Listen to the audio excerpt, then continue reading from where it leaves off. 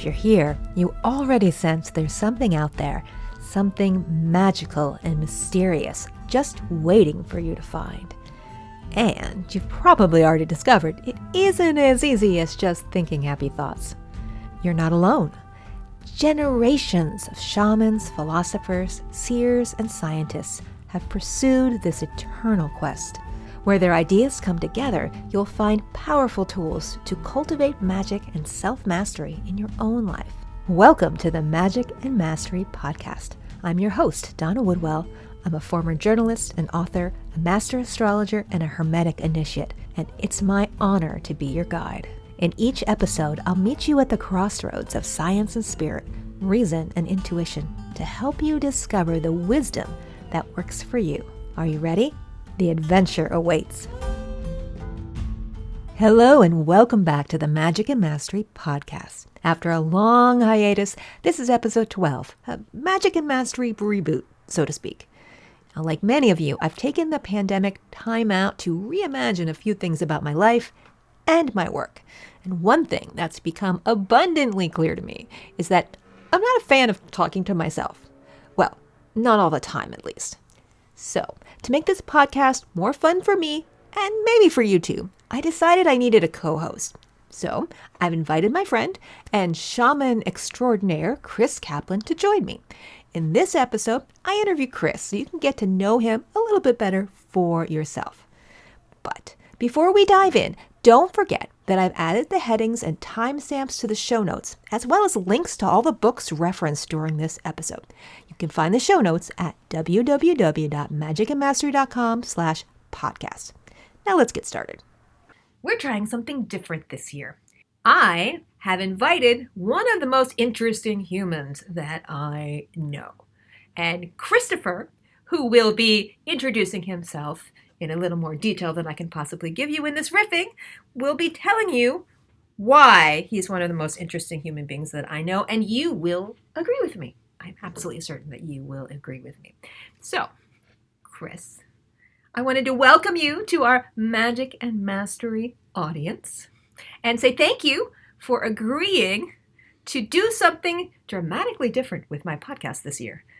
Be my co-host.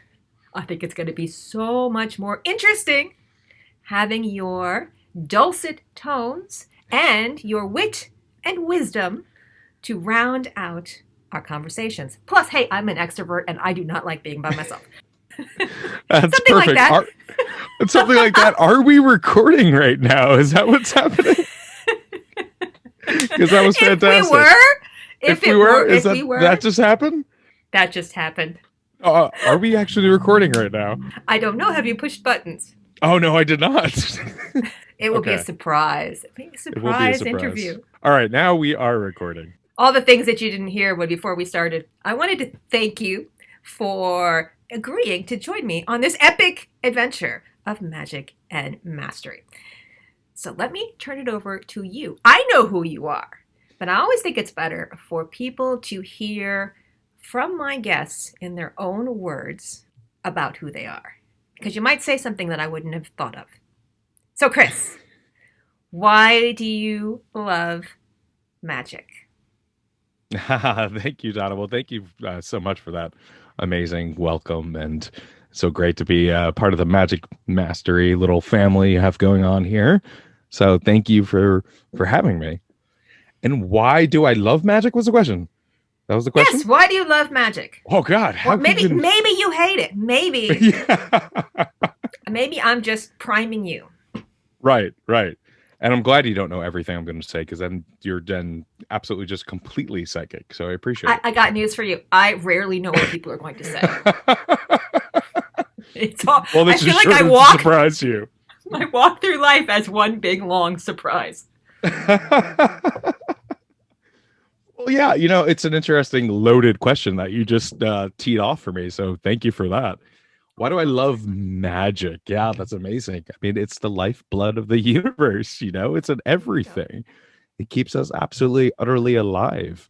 It's the Big Bang that counts. It's the Big Bang that's perpetually rippling outwards and contracting on itself to begin with. And, we're instantaneously giving birth and dying at the same time. So but that's a little bit of a tangent. But yeah, no, it's like that divine presence, that pure spirit that's in everything.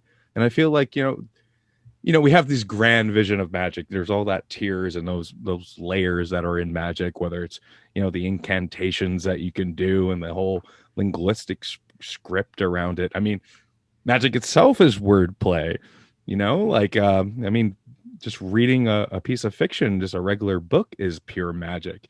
We're totally getting this download from another person that's putting this whole imagery and mystery and dreams and stirring our imagination just through words, and that's magic, you know so it doesn't have to be like this whole grand thing of I know we're all based on the Magic, films and imagination, magic, yeah. imagination. More people could see the link between those two things, it would be a very different world. Right, or wizard, one that practices the wise art. That's a brilliant way to think about it. Of Gandalf going off on his adventures because he is the wisdom keeper, and he's trying to restore that sense of magic and bringing it out into the world. It's that, like the shamans having one foot in both worlds. And there's many layers of magic in our daily lives, and I feel like the simple steps of recognize that, just the alchemy of cooking in itself too is magic in a way. So there's literally just magic everywhere once you just open your eyes to it, and it just kind of creates that passion and that play, that divine sense of play that's in the world, and it's totally needed. And see, I know my listeners are already understanding why I wanted you as my co-host. It's super simple. Someone that I can talk about all these funky things with.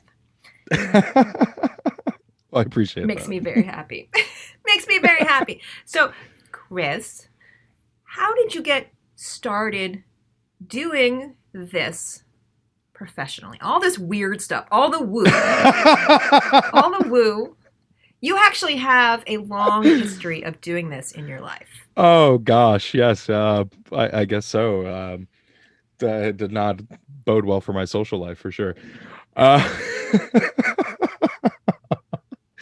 no, I mean, yeah, I can trace that back for a very long time. I know we have discussed that personally on our many conversations that we have, and this whole unveiling and unlayering of unfurling of one's journey, one's life is never linear. But the biggest pinpoint that I can say was like, all right, look at my college years. In my early 20s, being kind of distraught with the state of the world, with the state of my interactions, with the what you can are supposed to do. Following the little cookie cutter zeitgeist, getting pushed into those molds, and obviously in the early 20s, that's a time where you try to reestablish your sense of self. You're trying to interact in society, yet be an individual and find your own path. But there is no initiations in our culture at all. We have to kind of do that on our own, outside of like those little silly milestones based on some kind of archaic laws and things like that. So I actually went down to Mexico, and I had a huge kind of awakening with the shamanic lineages down there and the Mesoamerican archaeological scene. Like, I know if anyone out there, probably Chichen Itza is a huge sacred site, and it's fascinating the way it's positioned around the equinoxes, and you have the shadows of Quetzalcoatl coming down the stairs during the equinoxes, and that just opened my mind and blew my mind in such a beautiful way, where there's these sacred sites that were aligned on celestial phenomenon that were speaking of like an ancient technology and ancient knowledge that would just felt lost in our modern culture. So then a big thing was down that kind of like was a catalyst down my little rabbit hole.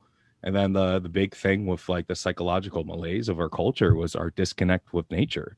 So I spent a lot of time in the forest and retuning to that. It's the original mother's original sense of connection and reestablishing that.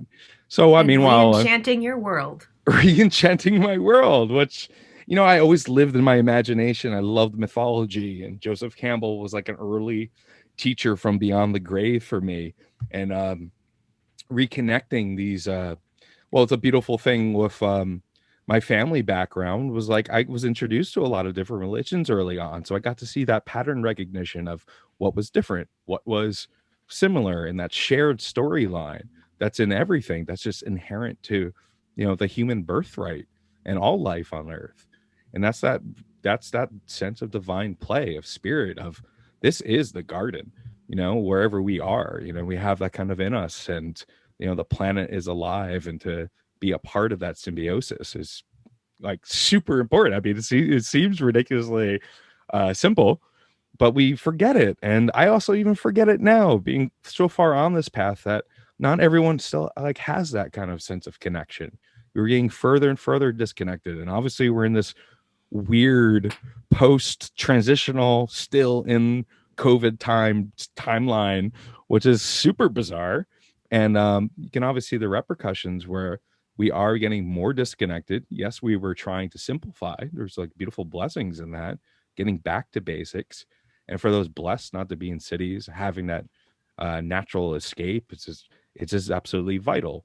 But we're kind of getting reminded that we need that sense of connection. We need that for a balance of the planet, a balance of ourselves. And so that was an early rabbit hole.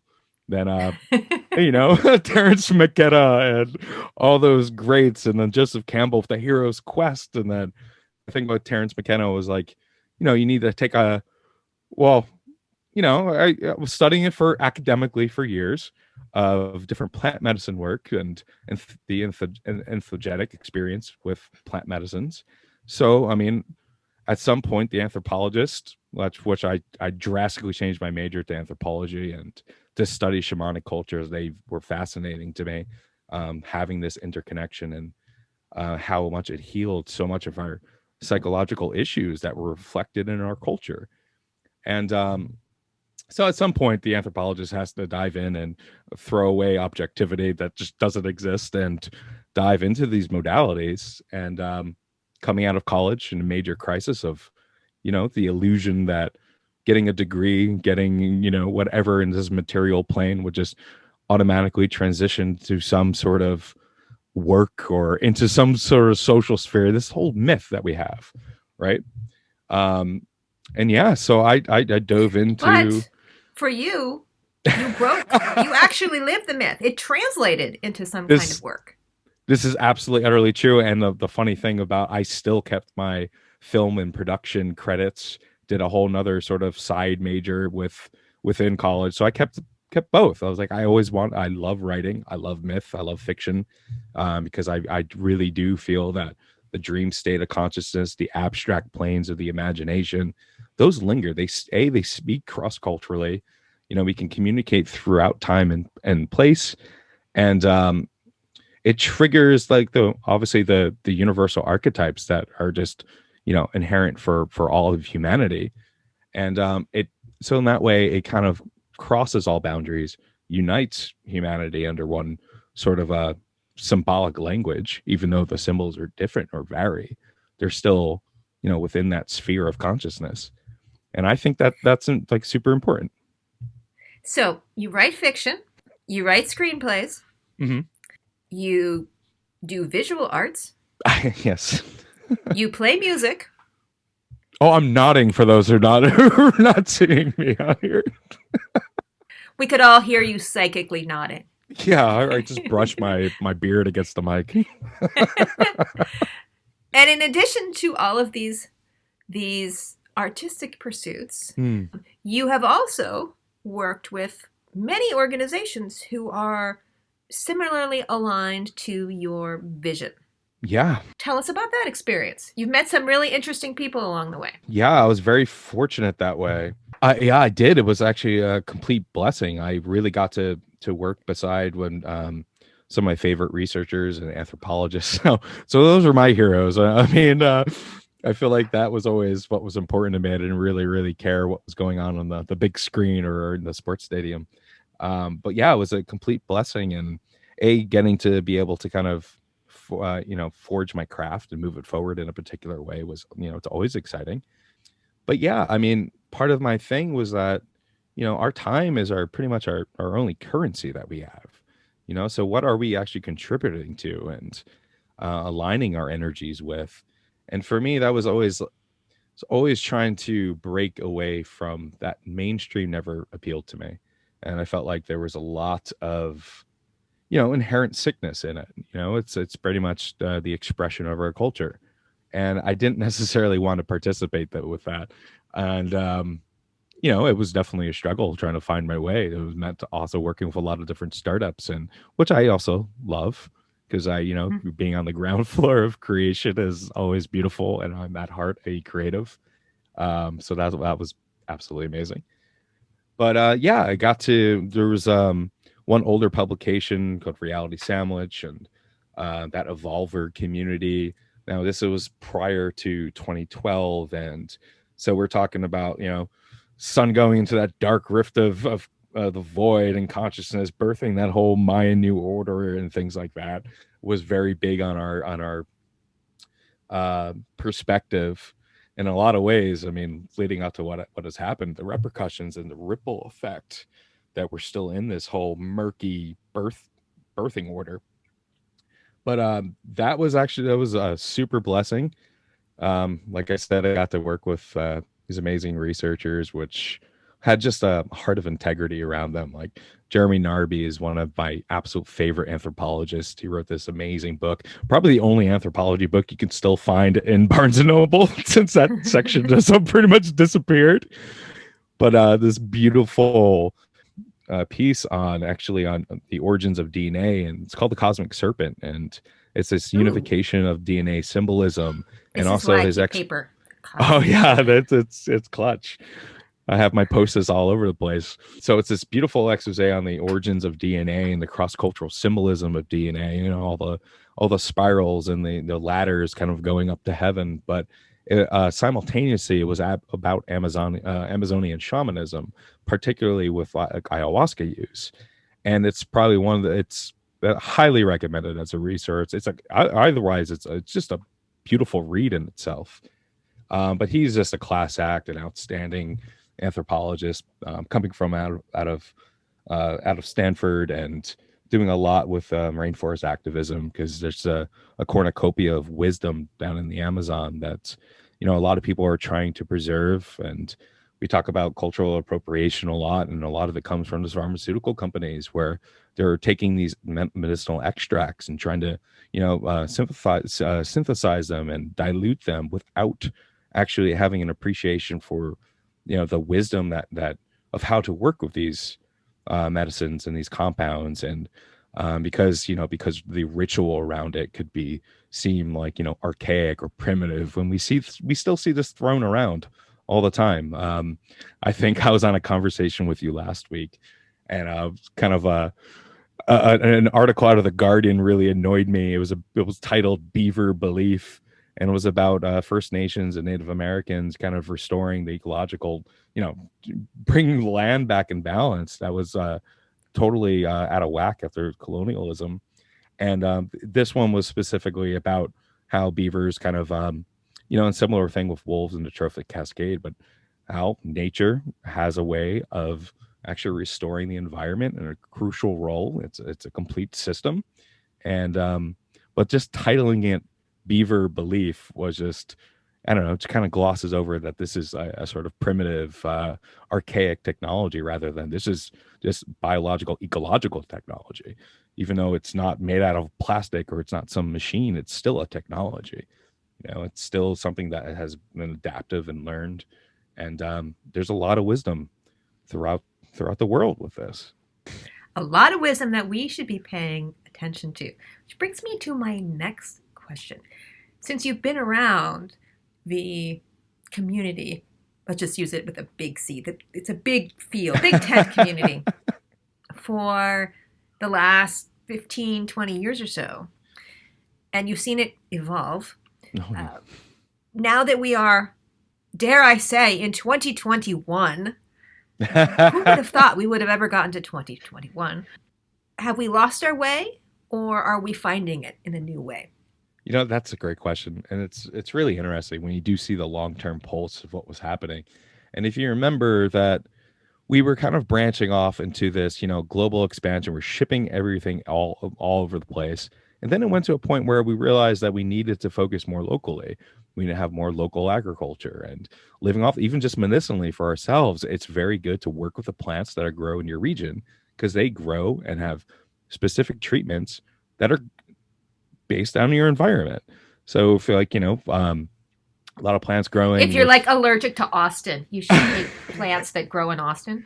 yeah, and a lot of like the invasive species in particular have like amazing cures for the modern world. It's absolutely amazing, and we'll have to discuss the whole linguistics around invasive as well. It's a really shoddy term, and it's unfortunate. But my point is, we were going into building more local community. You know, the importance of having person to person interconnection, and also worrying about our carbon imprint, trying to reduce that, not shipping things across country and back and forth for no reason at all.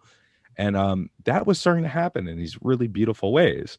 Then dun dun dun, we have the COVID hit, and everything was sort of shut down, and no one could really go out. So shipping went berserk. I mean, we were all over the place with so it goes. And we see that sort of that fear mentality, for rightfully so. It was extremely great to be mindful of it, whatever is a pandemic. And it's great to be mindful of that, but it also, I think, like, it stopped that trend of reestablishing person to person intimacy and connection, which is so vital. And I feel like that's why also so many people had difficulties transitioning this year. And just in some ways, it simplified, help us focus on the basics, focus on more like, personal family and things like that. But we're feeling that lack of disconnect for sure. Even though we have Zoom, people were, going on all these different platforms and connecting, and we can still, talk to our friends in Europe and in Asia and down in South America. We're all very connected, which is amazing. But we think we're crossing that another kind of fork in the road of what it means to actually be human, which is really interesting. Well, it's certainly been, what do they say about crises? That they're opportunities for smashing the current picture and Mhm. reassembling the pieces into something else. Yeah. In a way, the rapid shutdown of the world, thanks to a pandemic, was one way of smashing the picture. But as we roll into something new, in a way, it's smashing it again. Oh yeah. Because we've had, a year and a half, maybe 2 years for some people by the time that things even get to a glimmer of going back to a new normal. But it's also a second smash of change. And whenever there's change, there's the opportunity to do something differently. Do Absolutely. something differently. So, if you had a wish for the world about what it could do differently as we are coming out of this pandemic isolation, something we could do for the next, I don't know, 9 years or longer, Gosh, yeah. what would you think the most important things would I be? don't get to pick one. Only pick one. No, people who know me realize that I'm very mutable that way. No, everything is so As many as you interconnected. want. Yeah, I mean, I keep going back on we. I mean, the most vital part is to reconnect to the earth wisdom, to the wisdom that we had with the our indigenous communities and the First Nations, and like from that perspective, wilderness was never ideal. Like forests were all kind of environmental landscapes were tended. They were gardens in a sense because they were tended by human means. Having untouched wilderness was not ideal. It means that, like, there was no spirit in this place. It needed a human interaction and human tending to actually proliferate and get to these so-called untouched landscapes that the colonial mentality came over when they saw America. But this was all tended land very carefully with old wisdom and old technology. And I still see Art the Guardian again got me with a new article they put out today about how the Guardian's gonna hate me, but I love them, in a lot of ways. um, about the whole problem with not just deforestation, but the whole problem of yeah, trees dying off and not growing back, primarily in California. And I was looking at this, I'm reading through this article, and again, it's not touching, like, we've talked about different organizations that are coming to actually do managed burns and things like that, trying to reintroduce those programs to those landscapes. But it seems like ridiculous that there's I mean, I'm staring at a couple books now by Kat Anderson. Tending the Wild was all about Native American land management, and it's so simple. Like it's absolutely so simple of the knowledge that we lost and just the proper way to tend these lands, and we still can't. We still think that we can just, I don't know, keep on going on business as usual. And I don't want understand why it's such a tough concept to incorporate, that we have to care for the understory, we have to care for the overstory, and that we do need human contact within these natural landscapes to make that actually happen. So we came, then the whole conservation movement started to say, like, separate again, create a dividing line between nature and humanity, where we have to, we're looking at and admiring and not interacting with the natural world. We're separate from it still. Whereas to really restore balance, we have to interact with it on a daily basis. Whether it's tending the garden in our backyard, or just going up to like forest preserves. And I have some beautiful reservations. I mean, I'm in New Jersey and I have beautiful reservations all by me. So it's not just the Sopranos. There's plenty of interaction, and that is vital. And I see that, like, this whole tendency, like, we are desperate to go back to normal. A lot of people don't want to go back to normal. They don't waste their time commuting and day in and day out to these office buildings. And yes, we need human interaction, but as that increased, as those commute times increased, and we have less and less and less time to live our lives, to focus on our families, to do that little bit of magic that we find, whatever that may be, whether it's whether it is cooking, whether it is painting, whether it is just sitting under moonlight, let alone a night sky. That's dwindling more and more. So let's add a giant electromagnetic pulse or solar flare to the mix. That may just delight me so much. We won't be able to talk, Dana, but we would have a beautiful night sky. You know how spirit works. You get a little whisper, a little nudge, and then a slightly louder nudge, and then a bigger nudge. And if you keep ignoring all of those, eventually there's a hammer to your forehead. And right. I do have faith in the human collective consciousness to eventually smack us with really heavy objects. Oh, that's the given. We can pretty much guarantee that, right? Comes almost like clockwork, and it is part of this. I mean, that is a natural rhythm, to have everything constructed and everything crumbles and it's reborn. I mean, we'll do a big one, like, obviously with the whole Marvel movies, the Avengers. Norse mythology became in the zeitgeist really clearly, right? So there's a beautiful metaphor and within the whole canon of just Asgard and Ragnarok. Like, the gods knew that there would be a time where everything would just burn down and completely collapse, but they couldn't stop it. Knowledge didn't stop the cycle. They were caught in that cycle, but then everything was reborn from that. The world tree was still whole and intact, even though it was burned. It was that seed was there, then everything gets reborn, and that cycle is in everywhere. That is just a natural rhythm. And again, that counteracts our modern mentality of constant yang action, constant forward movement, constant progression, without pulling back, without taking that time to breathe, to rest, to restore, and all that yin mentality that is absolutely crucial, because it's the other half. So they could try, we could try to get back and go forward as much as we can and accelerate in some odd, weird, materialistic path. But yeah, guarantee there is going to be another stop along the way, because it's just not natural. And the earth does balance herself out. The endless cycle. The pendulum always swings, and no amount of knowledge will stop the process, because the process is bigger than knowledge itself. And to recognize that is actually wisdom. I think so. But if you could put it all, we could all put it like you, that would be very amazing, because that was just eloquent. Thank you. Yes, because I get points for pithy. I'm glad someone does here. It always reminds me when you get to these natural lacuna in conversations of the Buffy musical, where do we go from here?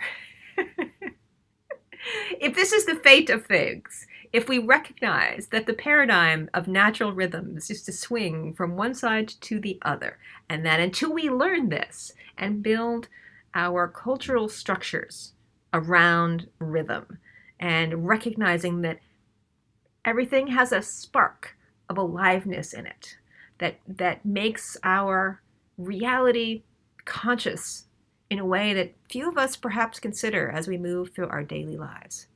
Where do we go from here? What is necessary for people to make a transition into that mindset? I mean, you have lived that way, as far as I can tell, most of your adult life. And you kind of got that way. It's a slow, steady progression. Me, mine was a little more violent in the sense that I was wandering around, la la la, la la la, and got hit in the head with my own illness because I was living a life that was unsustainable and had a few pegs knocked out underneath me, and had a very wise homeopathic doctor, which was my doctor of last resort by that time, say, if you keep living this way, you will be dead by the time you were 30, which I took to heart as perhaps I should consider an alternative. And I had no idea. I had no connections, no anything. So I have some sympathy for people who don't have a notebook like I have now of every acupuncturist and massage therapist and Reiki practitioner and yoga nidra aficionado and all the woo is now in my phone book. Just in case. I recognize that for me it was a long journey to get there. So I look back and I go, what would I have told myself way back then? Or I look at my daughter, my 16-year-old now. How would she get introduced into all of this alternative possibilities as she's making decisions about what she wants to do with her own life? How does it become not just some edge thing, some woo thing that's either you stumble on because you lucked out. Okay. Oh, really? There is divine timing for sure, everyone, and the synchronicity. You know what I mean? Always bring you on that journey. But I find that fascinating yourself, of like even just passing on the dogma of family with that. How is she going to find her own path with that? Because obviously her mother is connected with it, but that everyone has to find that personal window to it. We all know it's the teenage mindset to go, whatever that is, I am not. Until you come back around it. So I don't push terribly hard on such things. I mean, I'm just actually really grateful that she has come out of her childhood not being horrifically insular, racist, ultra conservative, hat wearing thing. She's avoided that, and so for that I feel like okay, and she has a very level head on her shoulders, and she uses logic before she uses platitudes or dogma. And for that, I'm also grateful. But I also see, young minds at work where there's so much space for her to go. And I know that I'm perhaps not the one that she will listen to. Of course, but she does sound like a chip off the old block there. Totally a mini you. Yes, and unfortunately, I had to get sick to see something else. And I don't wish that for anybody. No, it's tough. But you mentioned it earlier. Yeah, just that crisis point. Like a lot of us, we do have to reach that crisis, that breaking point, and it does propel you on this whole new birth, a whole new avenue. Yes, but we don't want to see that crisis point happen. Right. I mean, some could say that the pandemic is a crisis point for many, and millions of people have died. Mm-hmm. This is true. But I also recognize it could have been a lot worse. Could have been a whole lot worse. Speaking of gardening the Americas, I just finished Graham Hancock's book America Before, where it's basically an exploration of archaeological and anthropological evidence um, of the ancient societies that lived in North and South America. And part of his book was talking about how Yeah. the ancients gardened all of the Amazon basin, Yes. and the terra preta, the special earth that's there that regenerates itself and has been doing so for thousands of years. Um, but another part of it is about how current possible theories suggest that a comet from the Taurid meteor showers happened to hit the ice caps in northern North America, the Laurentian cap in the northern part of Canada, and by getting hit by basically an interstellar impact, vaporized huge chunks of the ice cap and caused glacial breakout melts that just devastated large swaths of North America, and then of course created kind of an impact winter that basically changed the entire global climate over the course of an 80-year period, to go from a warm period to an Right. interglacial period No in a time for very, prayer. very quick succession, and devastated our fossil record. Yes. Now, that is a crisis. That is a crisis. That is an immediate reset of the world. And for something like that to happen in 10,000, 12,000 years ago, 12,000 years ago, we were fortunate to live through the experience. Hunter-gatherer societies are much more robust than, I don't know, me. And people like me who look at their cars and go, well, it runs. What would I do if I didn't have a car? What would I do if I couldn't go to H-E-B and pick up my groceries? And I have books. I could read them, and they might tell me something, but what would I do? I mean, that's the same question our world would go through. I mean, if we don't listen, we must realize that change is coming. And it's not like something's out there punishing us. It's that some innate divine wisdom in the human psyche recognizes that we have to learn. And we're being invited in myriad ways, in myriad times, to make that leap and change how we move through the world. But what happens if we keep ignoring it? You know, it's ironic. My brother and I, totally independently of one another, are insane aficionados of disaster movies. I have never met a disaster movie that I didn't secretly like, even if it was a stupid plot. And I realized that long ago I was rooting for the planet. If the earthquake line is chasing the humans down the railroad tracks, right along the tracks for miles, I'm like, go get him, go get him.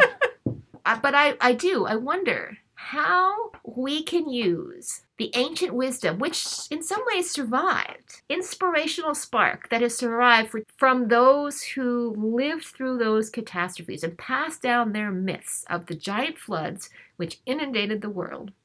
What can we take from that wisdom of living in natural cycles, of respecting the spirit within the land, and building our life around it in a way that actually makes real change possible?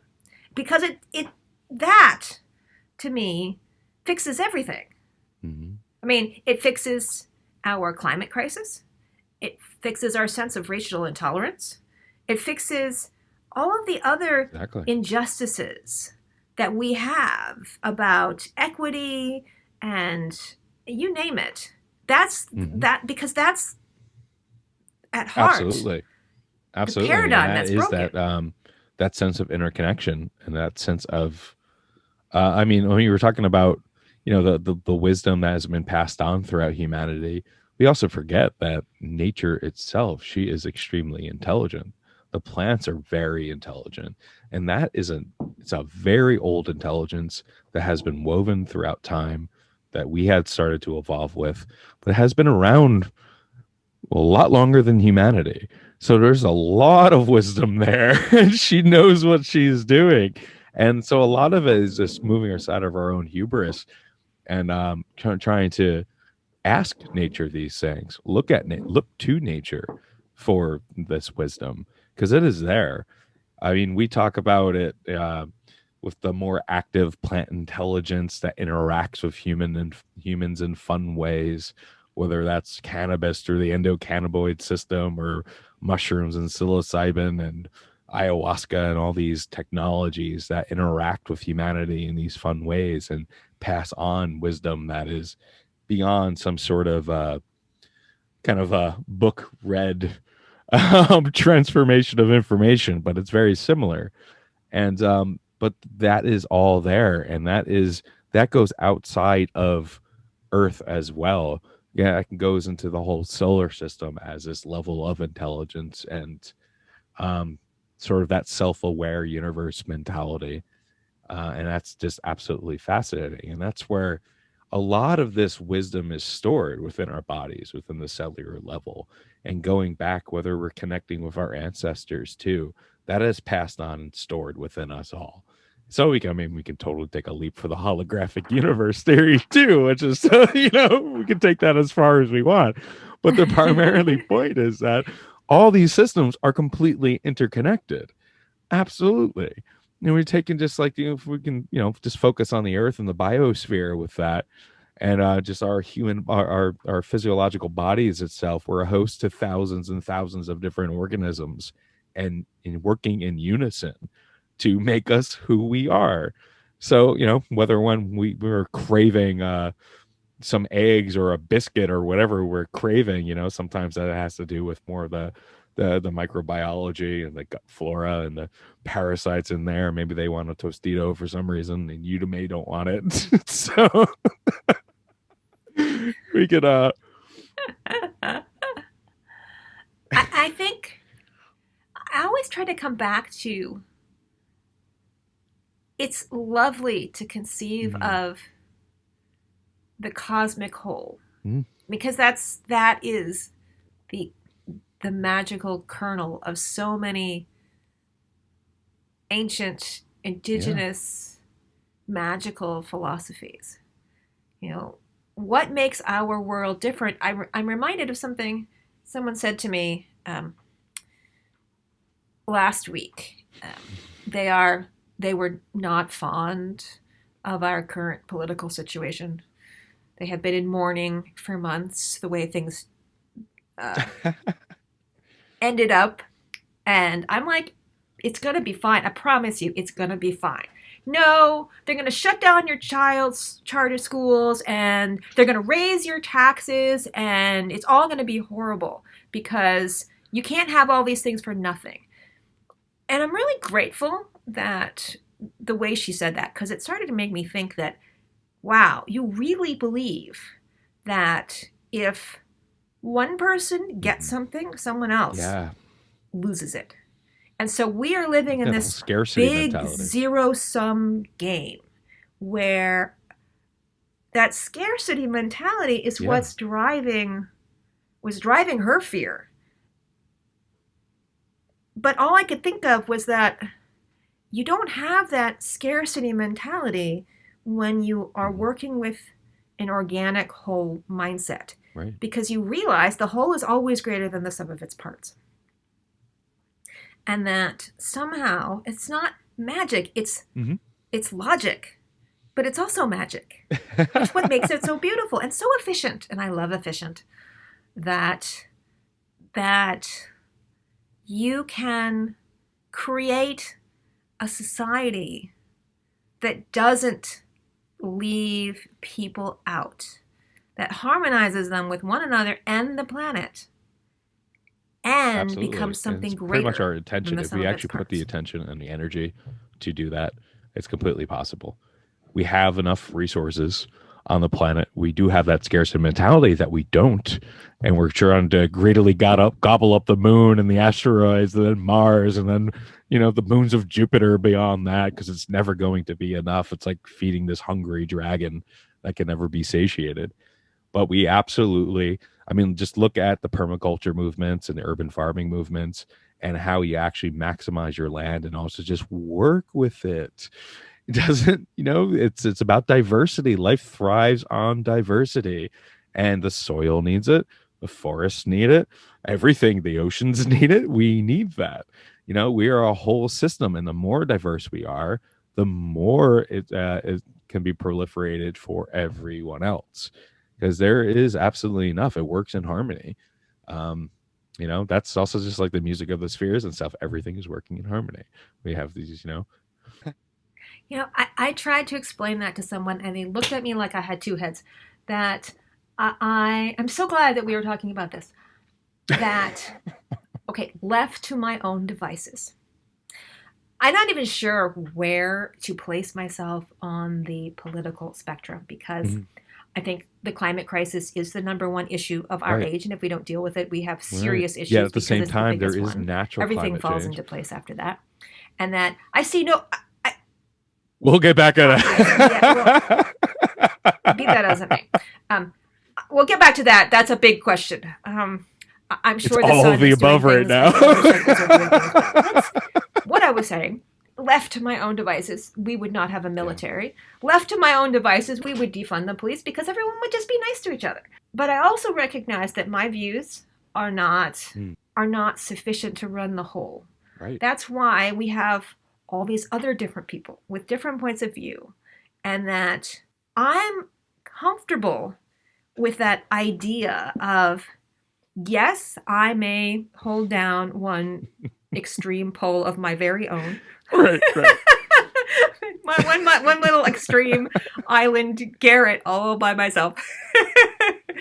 But I need to be with the people who have different points of view, and respect different points of view, because by coming together, our diversity, the errors begin to cancel each other out.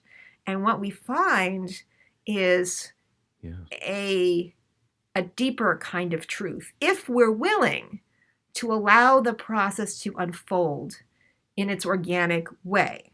It's just that when we ball ourselves up and say, I am excluding all that other stuff, it reminds me of have you read the C.S. Lewis novel, The Last Battle?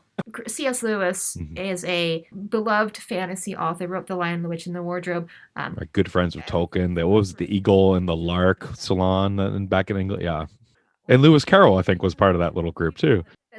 In the scene where the world is ending, the stars are falling, and some people are going further in and further up. They're going on to the Summerlands. And there's some people who refuse to make the transition, so they stay outside. They don't care. They're like, just, let it burn. But the scene that always struck me was that everyone, in order to go through, had to go through this barn. And there were these dwarves sitting in the barn going, nothing is happening. I don't know what your problem is. Nothing is happening. So we're just going to sit here in the barn and not move. And I could always understand the logic of the people who wanted to go through. I could even understand the logic of the people who were too scared and wanted to stay outside and pretend nothing. But the people who were sitting in the barn, and I'm like, you got to work really hard. Well, it depends on how comfortable the barn was. It could have been very warm. I don't know, that cushion of hay. You may have some flagons of mead and your own kind of chickens to eat. I don't know. It's a barn. So the doors in the barn. So I sometimes look at the world now and how people are just pulling down their reality bubbles and making them so small that it's barn-sized in the midst of a world that is exploding with possibilities. So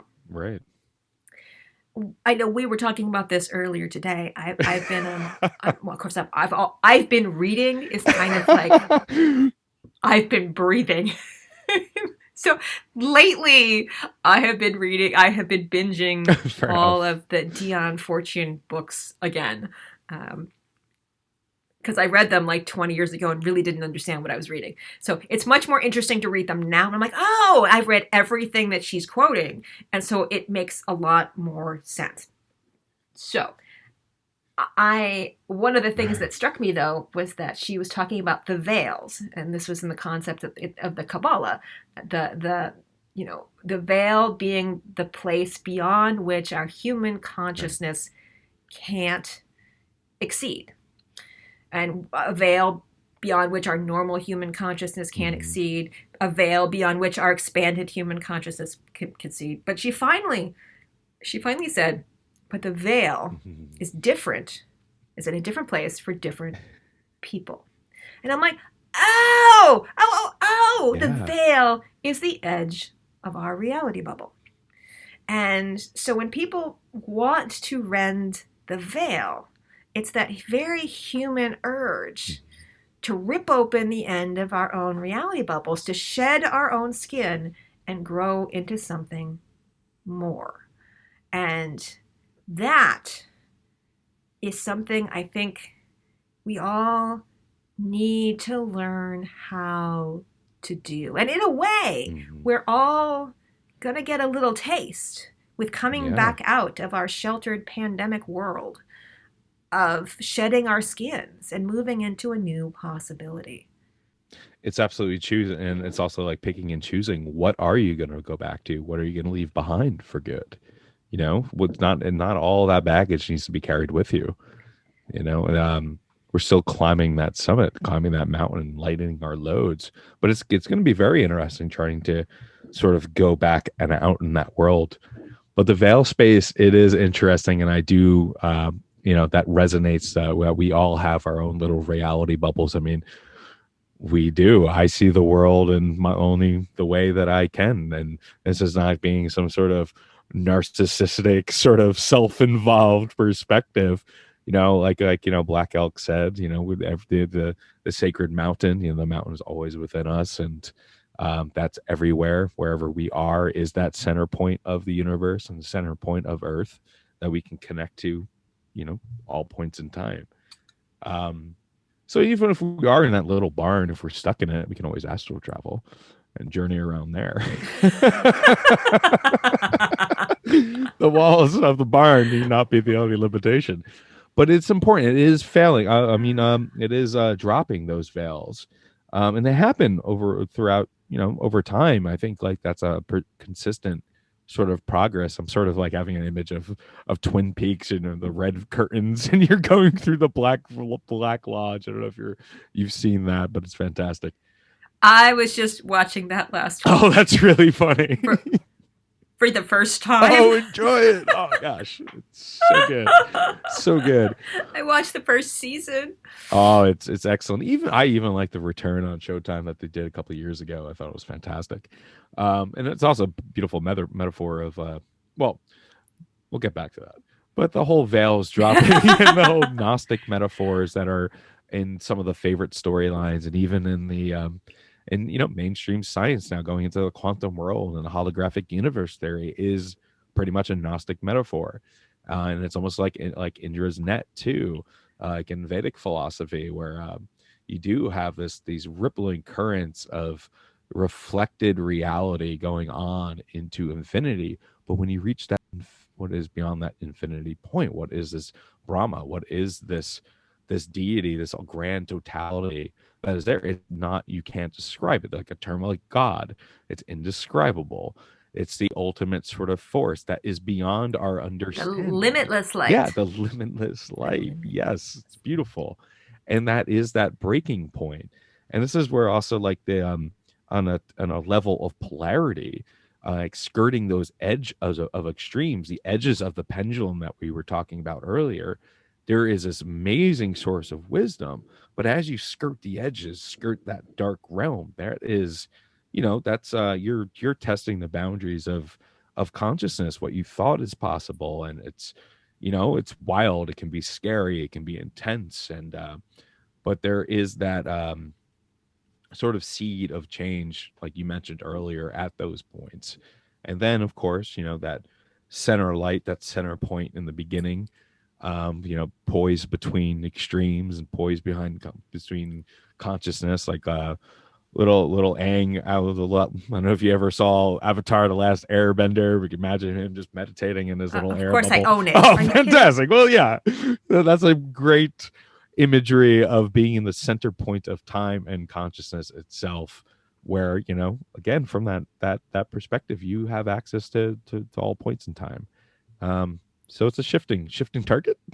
We can just say that. Shifting target, and there's hope. There's Totally always hope. It's always hope for all of us.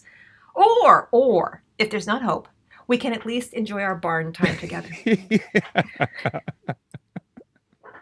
Like Chicken Little. Till we get bored, and then we can run further in and further up. Right, but maybe the barn is just like also a respite. Maybe they're just hanging out, gathering their strength. Those two little dwarves hanging out in the barn. I think they were being difficult. I think that was the point. So but point taken. Well, this was an hour of super fun. Oh, good gosh. I think. Oh, good gosh. Yes, it has been an hour of super fun. And I think you can all understand why I thought Chris and I would be lovely on entertaining you for an hour and giving you much food for thought. As we continue forward with our podcast, I am truly excited to get back on to a podcasting routine and rhythm with Chris as my co-host. And we have adventures yet to come. I imagine we will be doing interviews. I will imagine we will be talking about books. I will imagine we'll be talking about all kinds of things. In fact, now, Chris, it's like you were reading the names of the books off my bookshelf. The Self-Aware Universe and the Holographic Universe. I actually have all these books. Oh, they're fantastic stuff. I know the books you're talking about too. It's, I may actually have to start pulling them off the shelves and blow the dust off of them and read them again. Good. Because the Tao of Physics, Fritjof Capra as well. I got so that good. one's right next to the other Capra book, The Turning Point. Mm-hmm. He's fantastic. Highly recommend that. Have you got anything else that you want to share with people before we wrap up this gosh, awesome episode? No, I think I'll stop with my mad stream of consciousness there, but I just want to say thank you so much for having me. It was an absolute pleasure, and it's always a delight to talk to you, Donna. You're just this wellspring of knowledge, and you have this eloquence that just makes it fun to listen to. So thank you for having me. The Princess of Pith. Let's just get it right. You definitely need a crown as a Thank you, Chris, and I will enjoy talking to you from week to week. Hey, you can already stop with the thank you for having me, because guess what? You volunteered gracefully. You haven't been, enslaved. Well, yeah, thank you. I can be very persistent. Well, no, I'm glad it finally happened too. I know it was back and forth for a while.